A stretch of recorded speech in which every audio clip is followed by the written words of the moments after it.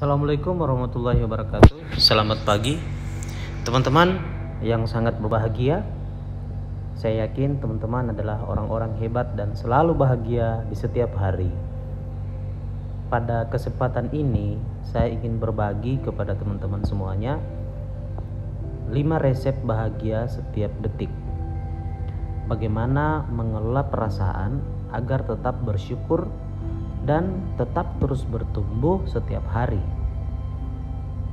Karena teman-teman, di zaman saat ini kita selalu dihantui oleh banyak sekali tugas yang tidak pernah habis.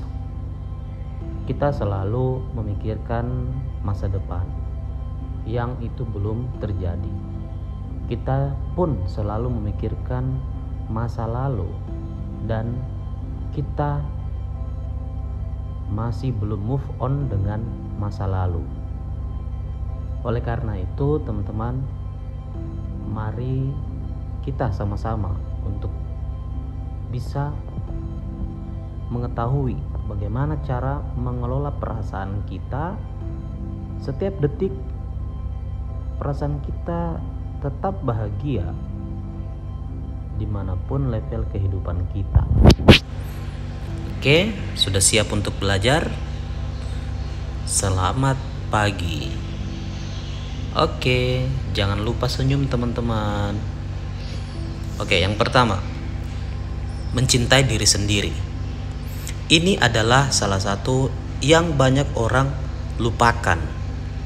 Jadi, kehidupan kita itu memang tidak pernah ada habisnya untuk membantu orang lain. Sehingga kadang kita pun melupakan diri kita sendiri. Saya ada kasus, ada cerita, ada sebuah ibu-ibu tetangga saya. Beliau ini sangat mencintai anaknya, sangat mencintai cucunya, dan sangat menghargai suaminya. Saking dia menghargai suaminya dan anak-anaknya, dia berusaha untuk memenuhi semua permintaan mereka. Setiap pagi, ibu ini bangun pagi, membersihkan rumah, dan kemudian beliau memasak dan mempersiapkan suaminya, anaknya untuk bekerja di pagi hari. Setelah mereka pergi, ibu ini sibuk lagi untuk mengatur, membantu cucunya yang masih berumur belum 1 tahun. Setelah sore hari, suami dan anaknya datang pulang bekerja. Ibu ini berusaha untuk membantu kembali mereka, mencuci bajunya, mempersiapkan makan, dan membersihkan rumah lagi di sore hari. Sehingga ibu tersebut pernah curhat kepada saya, mengatakan bahwa saya hampir pingsan loh. Saya bilang, kenapa? Ya karena saya ini tidak ada istirahat saya kerja terus, tidak ada istirahat. Nah ternyata ibu ini pernah dirawat di rumah sakit itu selama 7 hari karena kelelahan. Karena kelelahan. Nah pada saat dia dirawat, yang terjadi adalah kehidupan di rumahnya akan kacau balau karena dialah semua yang mengurus. Dan pada saat dia lagi berobat, yang mungkin dia merasa anak dan suaminya bisa maksimal mengatur dia, ternyata tidak seperti yang dia pikirkan. Nah dari cerita itu teman-teman bisa mengambil pelajaran bahwa boleh-boleh saja kita mencintai orang lain, mencintai keluarga kita dengan maksimal. Tapi teman-teman harus tahu juga bahwa ada batas-batas yang teman-teman harus bisa kelola atau kontrol. Dimana teman-teman pada saat teman-teman sudah sangat lelah, sudah sangat capek, itu adalah tanda bahwa tubuh Anda butuh istirahat. Anda butuh istirahat. Anda butuh mungkin untuk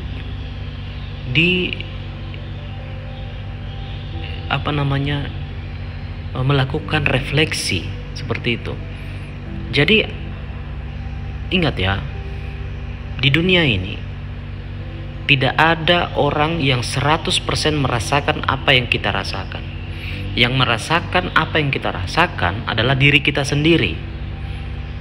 Meskipun dia adalah anak kita, meskipun dia adalah pasangan hidup kita, yang tahu betul apa yang kita mau dan apa yang kita rasakan adalah diri kita sendiri. Oke? Kita tidak bisa mengikuti semua kemauan orang lain. Karena di dunia ini orang tidak peduli dengan kepentingan kita. Orang hanya peduli kepada kepentingan mereka. Coba teman-teman ingat kembali, pada saat teman-teman bertemu dengan orang lain, mereka hanya peduli dengan diri mereka sendiri. Contohnya, kalau teman-teman pernah foto bareng, foto lagi bareng-bareng di pesta, mereka tidak mencari muka kita, mereka mencari muka mereka sendiri. Karena manusia sangat peduli dengan diri sendiri. Dan ini sudah banyak terjadi. Teman-teman harus bisa mengelola dan mencintai diri sendiri dulu. Bagaimana bisa teman-teman untuk memberi semangat orang lain sementara teman-teman tidak semangat? Sementara teman-teman lagi capek. Bagaimana caranya teman-teman bisa menyayangi orang lain sementara teman-teman sendiri tidak menyayangi diri sendiri? Bagaimana caranya teman-teman bisa membantu orang lain sementara hati dan kehidupan teman-teman sendiri lagi kacau balau? Intinya teman-teman, kita harus perhatikan diri kita dulu. Bagaimana caranya teman-teman bisa membantu orang lain sementara teman-teman juga lagi banyak utang? Bagaimana caranya?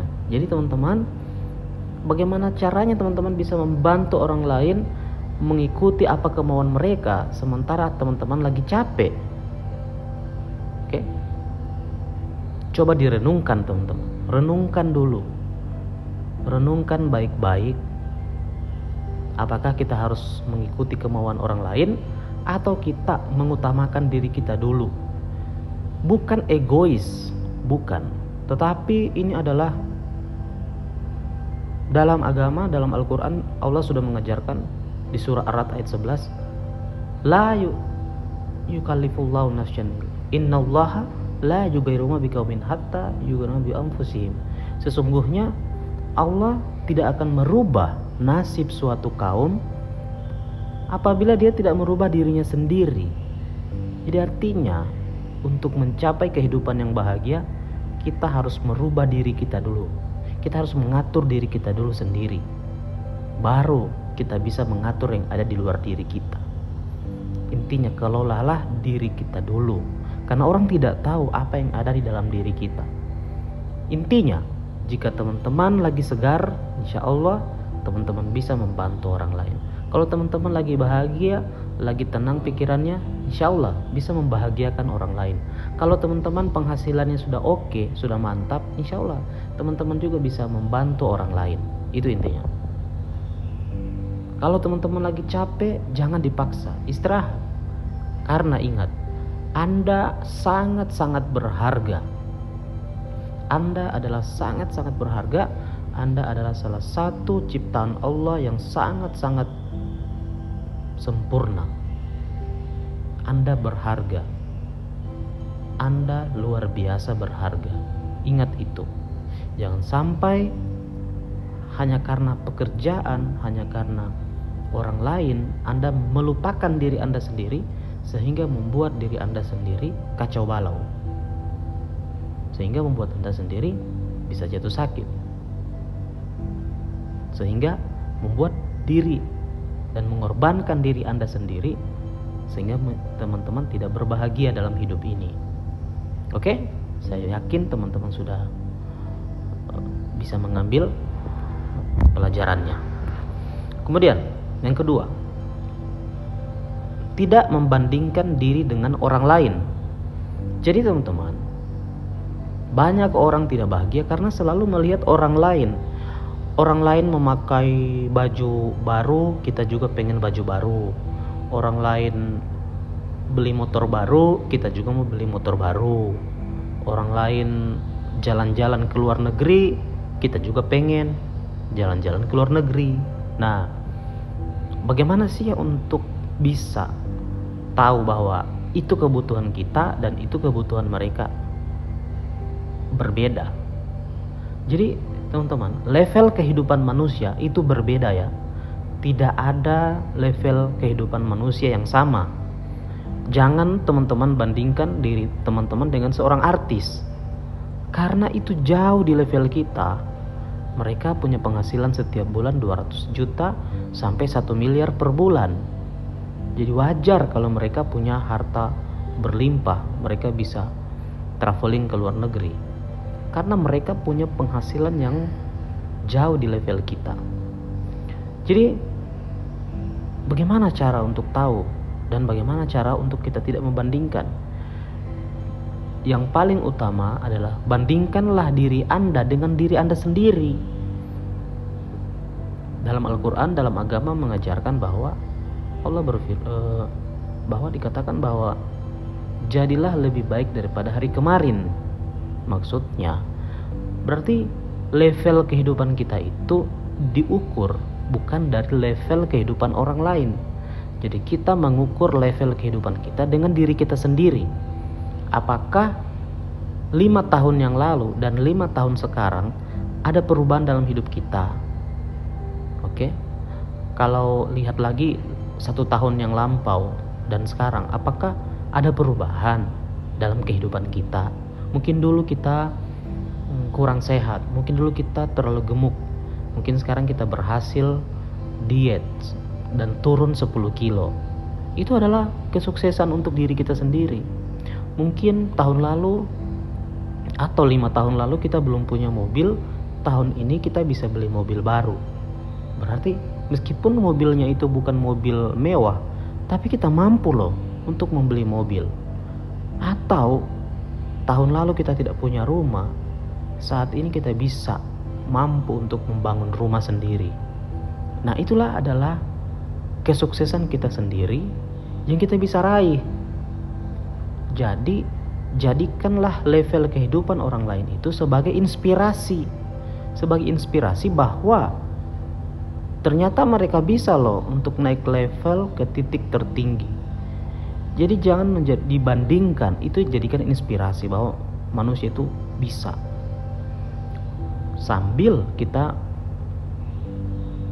memperbaiki diri untuk menjadi lebih baik setiap harinya. Seperti itu. Nah, kemudian yang ketiga, bagaimana kita bisa menghargai waktu serta bekerja dengan efektif. Jadi, dalam hidup ini kita biasanya setiap hari dikejar oleh waktu. Nah, sementara waktu itu tidak pernah berubah, teman-teman. Waktu itu 1 kali 24 jam tidak pernah menjadi 1 kali 25 jam. Setiap hari sama kok. Setiap hari sama. Tidak ada yang berubah. Kenapa kita merasa dikejar waktu? Itu yang heran ya. Karena kebiasaan manusia ini menunda-nunda. Apa yang sebenarnya sudah dikerjakan tahun lalu masih ditunda, baru mau dikerjakan sekarang. Jadi contoh, kalau kita ada janji bertemu jam 7 dengan orang lain, atau jam 8 kita mau ke acara. Kalau teman-teman berangkat di jam 8 teng, otomatis teman-teman orang yang diburu-buru, orang yang cepat-cepat, sehingga kehidupan ini kayak merasa, aduh, kenapa ya kehidupan ini kayak terlalu cepat. Jadi tidak pernah kita menikmati proses kehidupan ini. Teman-teman tahu ya, garis bawahi bahwa kehidupan ini tidak ada akhirnya. Hari ini dan besok kita akan terus melakukan aktivitas-aktivitas dalam kehidupan ini dan tidak pernah habis. Terus ada tugas yang kita akan lakukan setiap hari. Meskipun kita sudah meninggal, tugas-tugas yang harus kita lakukan pada saat kita hidup itu terus masih ada, tidak pernah habis. Jadi intinya, Bagaimana caranya kita menjalani kehidupan dengan elegan? Kalau kita seandainya mau berangkat naik pesawat, kalau teman-teman punya tiket pesawat jam 8 pagi, teman-teman datang di bandara jam 8 pagi, ya itu, atau setengah 8, itu pasti di mobil sudah ngebut-ngebutan. Bisa jadi di perjalanan bisa senggol orang atau menabrak orang lain, sehingga menjadi masalah besar. Dan menjadi masalah, dan sehingga kita muncul lagi ketidakbahagiaan dalam hidup, marah-marah, emosi. Nah, yang salah siapa? Kembali lagi ke diri kita sendiri, karena kita tidak efektif. Oleh karena itu, setiap hari buatlah sebuah agenda yang terstruktur, yang teratur, gitu. Sama dengan target yang harusnya bisa kita capai dalam 3 bulan, kenapa kita harus kejar selama setahun? Apa sih yang salah? Kembali lagi introspeksi diri, teman-teman. Kebahagiaan teman-teman sendiri yang ciptakan. Coba bangun lebih pagi, olahraga, kemudian seandainya ada pertemuan jam 7, jam 8, berangkatlah jam 7. Nikmati perjalanan itu. Sebelum berangkat, sarapan, menikmati minuman kesukaan, itu sangat indah loh, teman-teman. Ke bandara jadwal jam 8, ya berangkat jam setengah 7, sangat indah. Jadi efektif ini apa? Kita tahu mengatur waktu kita, dan kita tahu apa yang prioritas. Jadi kehidupan ini kan banyak aktivitas dan tugas yang harus kita kerjakan. Kita sudah tahu jam 8 akan ke bandara, tapi kita suka main game, kita suka nonton hal-hal di YouTube, di Facebook yang tidak bermanfaat, sehingga kita lupa waktu kita termakan. Ingat teman-teman, kalau kita mengerjakan hal-hal yang tidak bermanfaat selama dalam sehari, anggaplah kita nonton YouTube atau nonton game, main game selama 3 jam sehari, berarti dalam sebulan kali 3 jam kali 30 hari, itu berarti 90 jam per hari, per bulan, dikali setahun, dikali 10 bulan, itu bisa 900 jam. Waktu 900 jam itu teman-teman bisa melakukan hal-hal yang luar biasa, yang bisa membantu teman-teman untuk mencapai target teman-teman. Cobalah lebih menghargai waktu dan bekerja dengan efektif, melakukan pekerjaan yang lebih produktif. Yang kelima, pahami di mana level Anda. Jadi level kehidupan ini teman-teman ada 2. Ada level di atas Anda, ada level di bawah Anda.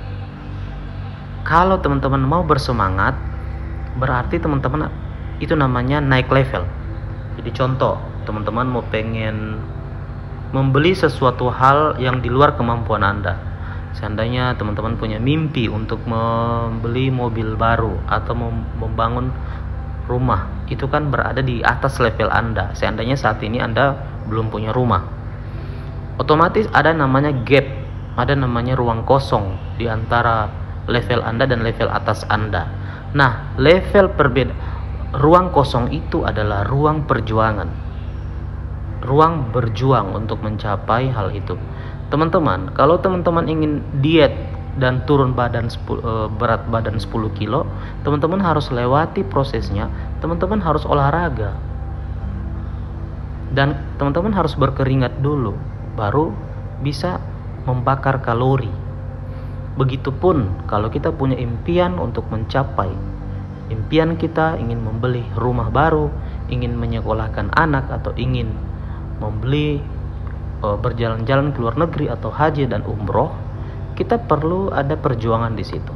Itu namanya naik level. Nah, ada orang yang mau pengen naik level, tapi dia tidak mau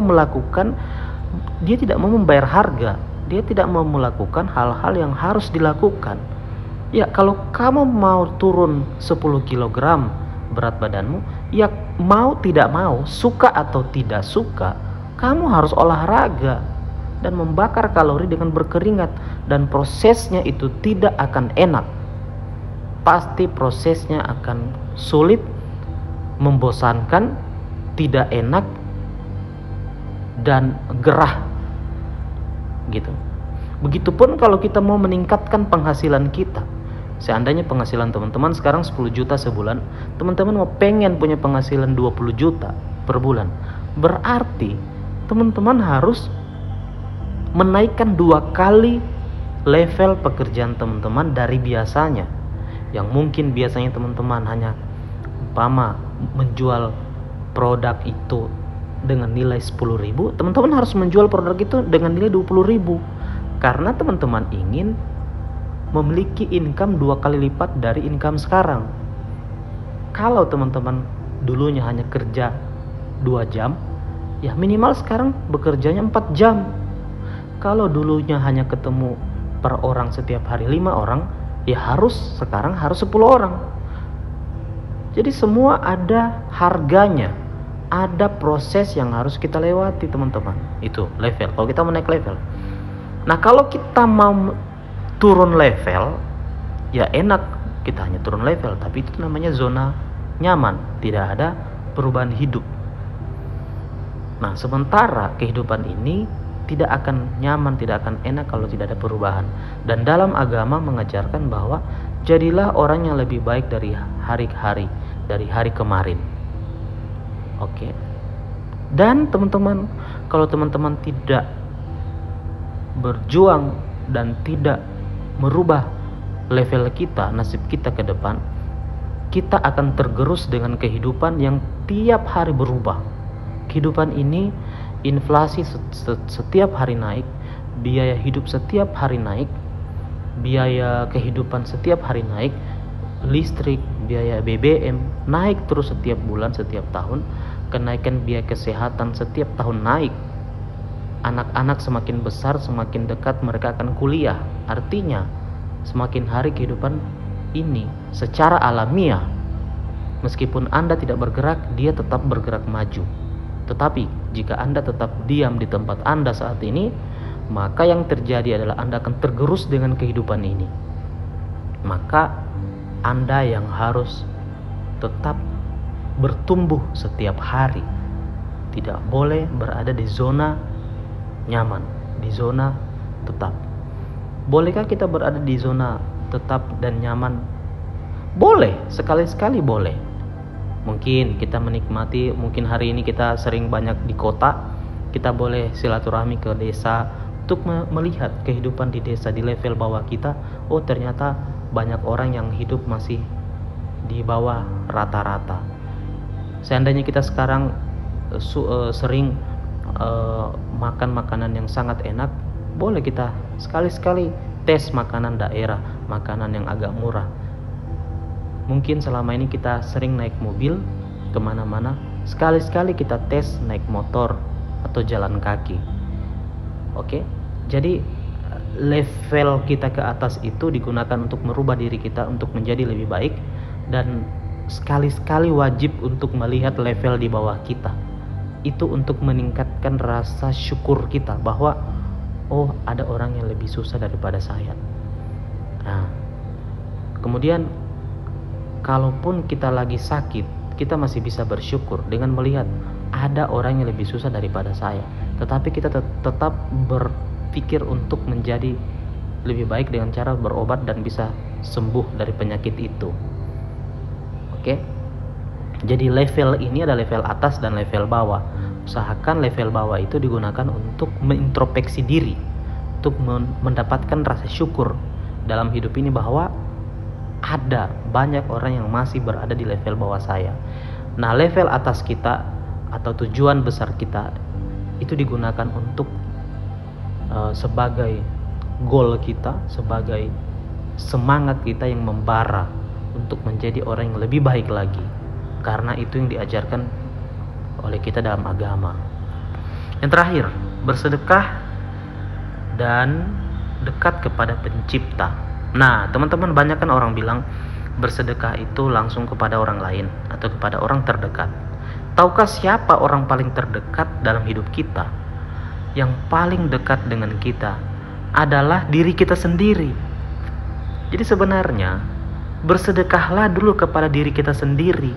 Contoh, teman-teman kan bekerja, teman-teman dapat gaji seandainya 5 juta per bulan. Mengapa tidak teman-teman bersedekah 500.000 untuk diri kita dulu? Jadi bahagiakan juga diri kita ini. Mungkin teman-teman hobi nonton, ya nonton, gunakan.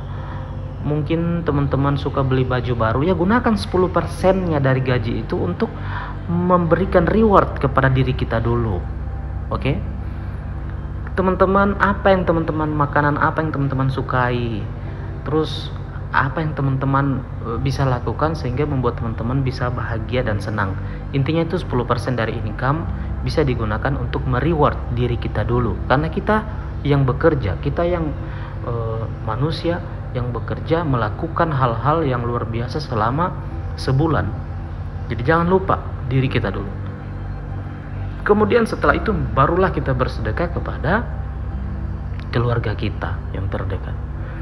Nah, tentunya teman-teman sudah paham berapa persen untuk sedekah di situ. Dan ingat, dekat kepada Sang Pencipta. Jadi teman-teman, ketenangan diri akan hadir bila diri kita dekat dengan Allah. Keresahan itu akan hadir bila diri kita jauh dengan Allah. Gitu. Jadi sembari kita hidup ini tetap menjalani hidup yang tidak pasti ini, kita harus tahu bahwa kehidupan ini bisa jadi Allah memanggil kita dalam waktu yang tidak pernah kita tahu. Dalam 2 hari ke depan tidak ada yang jamin, dalam 1 hari ke depan tidak ada yang jamin kehidupan kita masih menghirup udara di dunia ini. Oleh karena itu teman-teman harus tetap dekat dengan Allah, tetap bersyukur setiap hari. Intinya teman-teman, ingat, di mana Anda berada hari ini, di mana Anda hidup hari ini, saat ini, pikirkan apa yang harus saya lakukan hari ini, detik ini. Jangan dulu dipikirkan masa lalu, itu sudah tidak usah dipikirkan, karena itu hal-hal yang tidak bisa lagi kita ubah. Jadikan itu pelajaran. Sudah selesai, jadikan pelajaran. Kalau bilang mau diresapi, disesali, itu tidak ada guna. Jadi jadikan itu pelajaran untuk menjadi lebih baik di masa depan. Dan fokuslah hari ini. Jadi ingat, hari ini saya hari ini hari Rabu, atau hari ini hari Jumat, jam 9 pagi, saya mau ngapain? Apa yang saya lakukan yang membuat saya menjadi manusia yang lebih baik lagi, yang membuat saya menjadi manusia yang lebih produktif? Itu. Jadi jangan fokus di visi yang terlalu besar, visi yang terakhir. Kita boleh berpikir 10 tahun lagi, 20 tahun lagi akan menjadi apa. Kita boleh. Tetapi jangan fokus kepada goal dan impian. Fokuslah kepada aktivitas setiap hari. Fokuslah kepada sistem diri. Kalau teman-teman fokus pada aktivitas dan sistem yang kita lakukan setiap hari, itu akan membentuk seperti sedikit demi sedikit akan menjadi bukit. Kalau teman-teman setiap hari melakukan pekerjaan yang bermanfaat, pekerjaan yang produktif, pekerjaan yang luar biasa bermanfaat untuk masa depan, itu kesuksesan adalah sekumpulan aktivitas-aktivitas, kemenangan-kemenangan setiap hari yang terkumpul, maka akan menghasilkan hasil yang besar. Kesuksesan sama seperti gunung es. Hanya terlihat puncaknya, tetapi ada badannya yang sangat besar. Begitulah kehidupan. Jadi fokus di setiap hari ini apa yang harus kita lakukan. Tetap dekat kepada Sang Pencipta dan fokus hari ini saya mau ngapain. Jangan sampai kita terjebak dengan masa lalu dan masa depan. Ingat, masa hari ini, sekarang ini saya mau ngapain, apa yang saya lakukan yang bisa membantu saya untuk menjadi manusia yang lebih baik, manusia yang lebih produktif. Seperti itu. Oke, sekian dari saya. Semoga 5 tips dan 5 tips ini bisa membantu teman-teman dalam menjadi manusia yang lebih baik lagi, dan saya juga belajar, insya Allah bisa menjadi lebih baik lagi ke depannya. Salam sehat, salam sukses. Saya Wijra menyapa teman-teman dari Palu. Assalamualaikum warahmatullahi wabarakatuh. Selamat pagi. Jangan lupa senyum hari ini teman-teman.